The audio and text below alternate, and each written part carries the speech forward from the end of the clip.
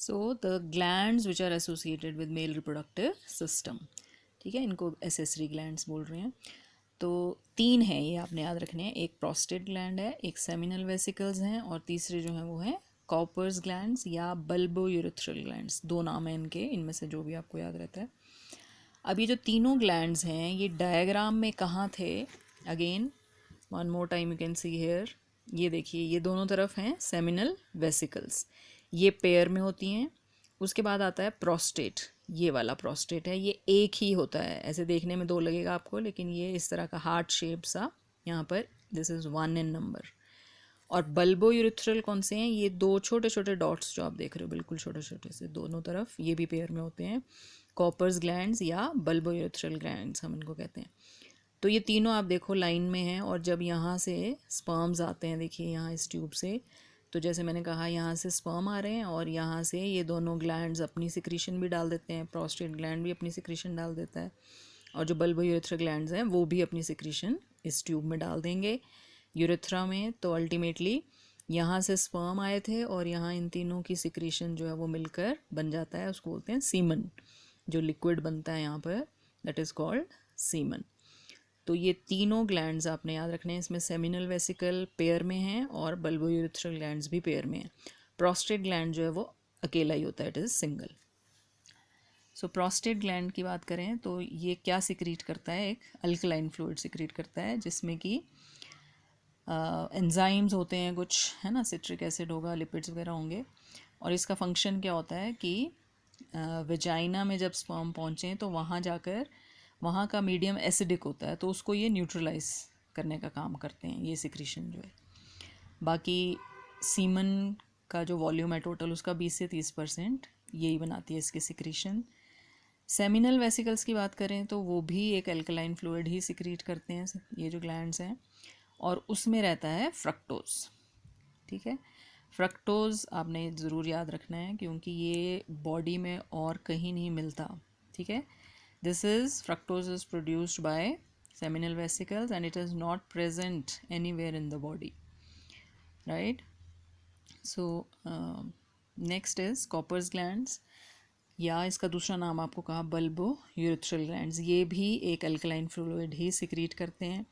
कहने का मतलब है ये तीनों ग्लैंड्स अल्टीमेटली जो भी सिक्रीशन ये सिक्रीट करते हैं वो अल्कलाइन होती है, और इन तीनों की secretion plus sperms that forms semen, ठीक है।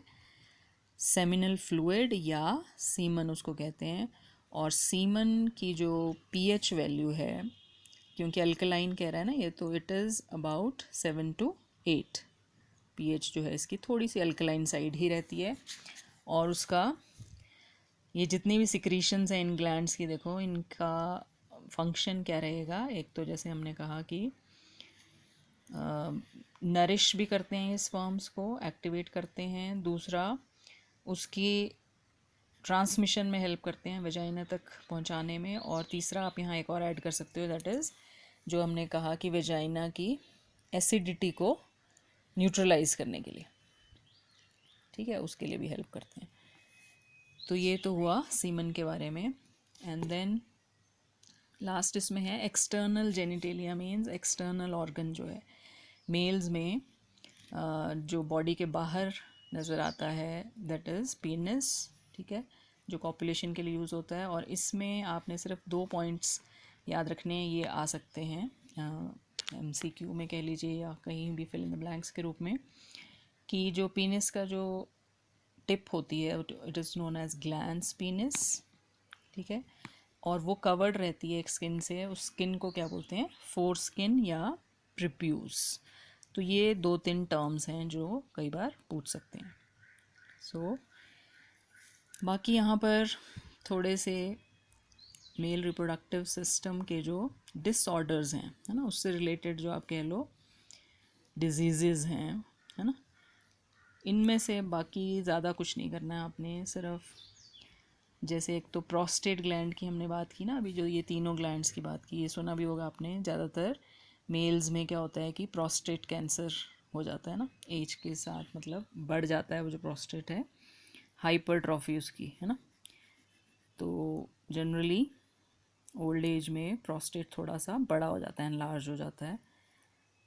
इसके अलावा इरेक्टाइल डिसफंक्शन, इसमें जो है that is inability of the penis to erect during sexual activity, या इसको इम्पोटेंस भी कहते हैं, है ना। मेल स्टेरिलिटी इसके कारण होती है।